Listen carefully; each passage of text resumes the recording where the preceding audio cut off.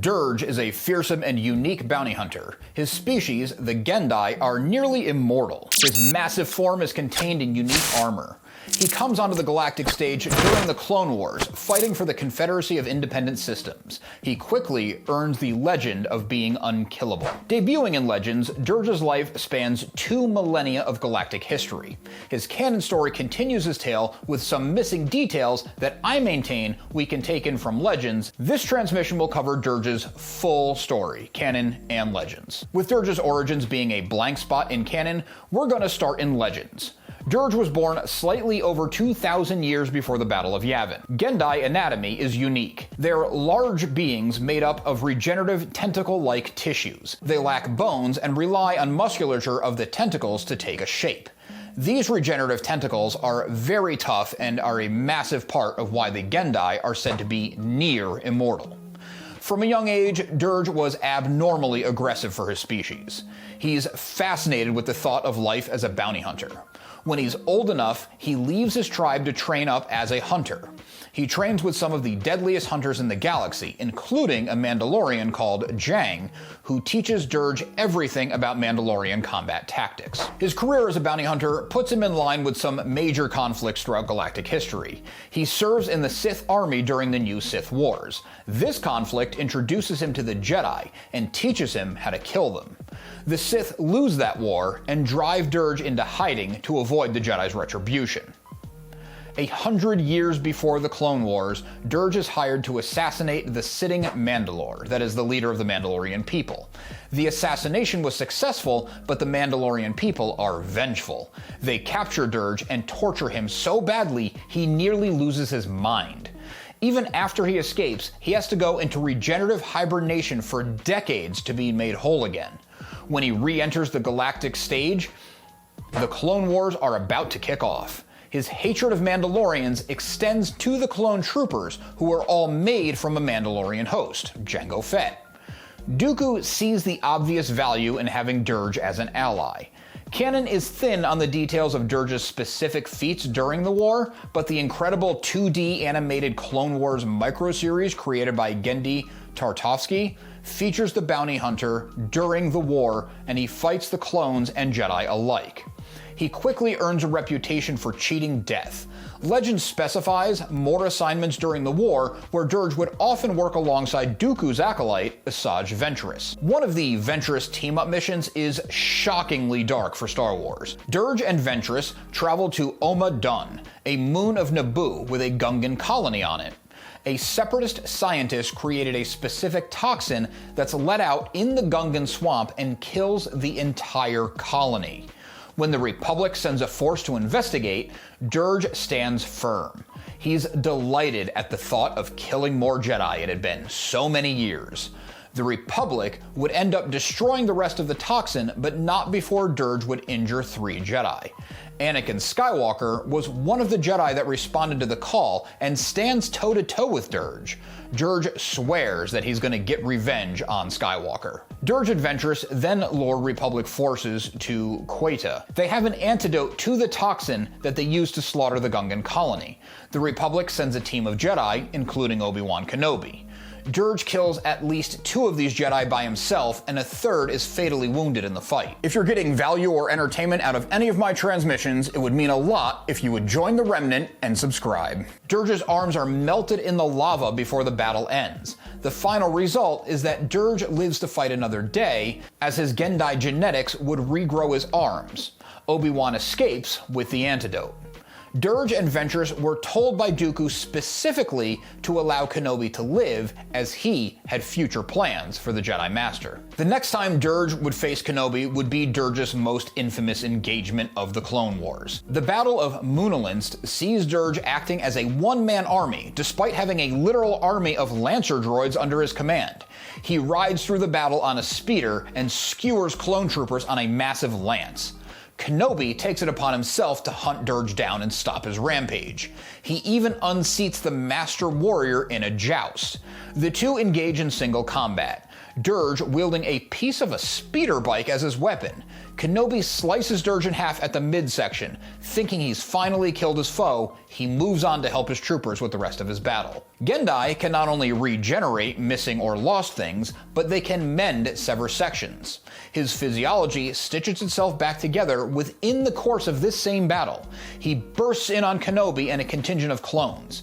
Their troopers blast apart his armor, revealing his true form, a shapeless mass of whirling, writhing, powerful tentacles. This mass ensnares Obi-Wan and swallows him fully.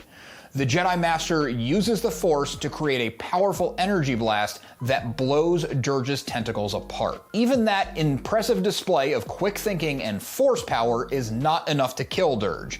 His pieces slowly recombine or regenerate. It takes quite a while, and when he's made whole again, he is significantly weaker. Without going into every last encounter that Durge has during the Clone Wars, he continues his service to the Separatists and Dooku.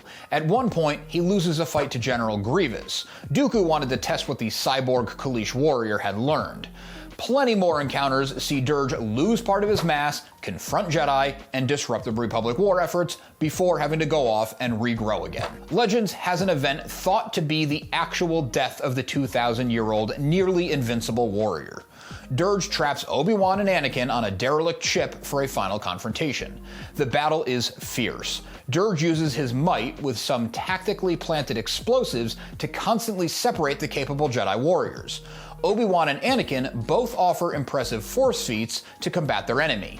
Anakin ultimately traps Durge in an escape pod and genesis it into a nearby star, using the Force to guide its path. Anakin's defeat of Durge is widely considered to be his true end in Legends. However, a later story in the early days of the Galactic Empire has a group of scientists take on a project called, appropriately, Project Durge. They have some pieces of the Gendai and are tasked with bringing him back. They were successful to a degree. Durge is brought back, but not nearly as powerful as he once was, and with limited mental faculties.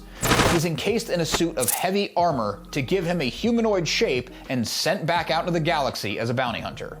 He's capable enough of performing these tasks, and he even takes a bounty away from Boba Fett. Fett sends an ally to destroy Durge, again. But even this time around, Fett isn't fully convinced that the warrior's actually dead. Given Durge's biology, the legend can be massaged into canon without too much trouble. Canon has Durge appear in 3 ABY, roughly between the events of The Empire Strikes Back and The Return of the Jedi. Durge is hired to track down an arms smuggler called Aban Drake.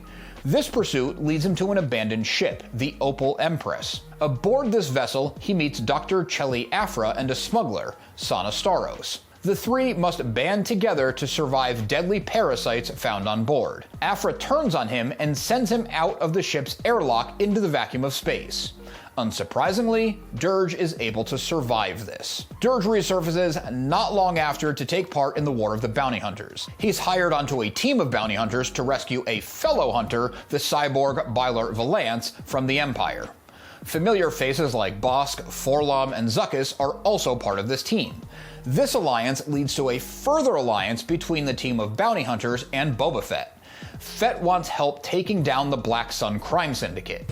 All of the love of the battle and prowess Durge is known for are on display. One of the coolest visuals from this time is Durge using an E-Web heavy blaster cannon like anyone else would use a simple rifle. When it's time to free Valance, the team find him brainwashed by the Empire. Valance, being a cyborg, attacks the team with incredible strength. Durge is once again more than happy to get into a fight with a formidable warrior. The cyborg's strength gives Durge a hard time, a challenge Durge probably loves. The fight is inconclusive and the mission carries on. Durge turns on his current allies and forms an alliance with a pirate leader, Kel Tana. He goes on working with this group of allies, but it's clear throughout his entire history that the only one he actually serves is himself. One more small connection may actually tether the Legends and Canon stories of Durge. There's a book, The Secrets of the Bounty Hunters. In this book, there's an entry on Durge from the point of view of Hondo Ohnaka. These passages mention the events of Opal Empress, and Ohnaka muses that he can't be positive that it's the same legendary bounty hunter from the old stories. This is at least a wink toward the Legends, as Hondo Ohnaka is part of some of those stories and wanted nothing to do with Durge, didn't want to be anywhere near him. Durge is a very cool example of a powerful character whose stories are full of action, but also offers a unique perspective on being 2,000 years old. A character that old in the ever-changing Star Wars universe would have seen countless fascinating, galaxy-changing events. Calling him a bounty hunter almost feels disingenuous and limiting to the true warrior spirit who had a lust for combat and killing. With a character like this and stories that don't contradict each other's timelines, I like to think of them as one continuity until something comes along to replace them. I know I've said that many times. What are your thoughts on melding canon and legends in this case? Let me know in the comments, and check out this video next for more on Star Wars bounty hunters.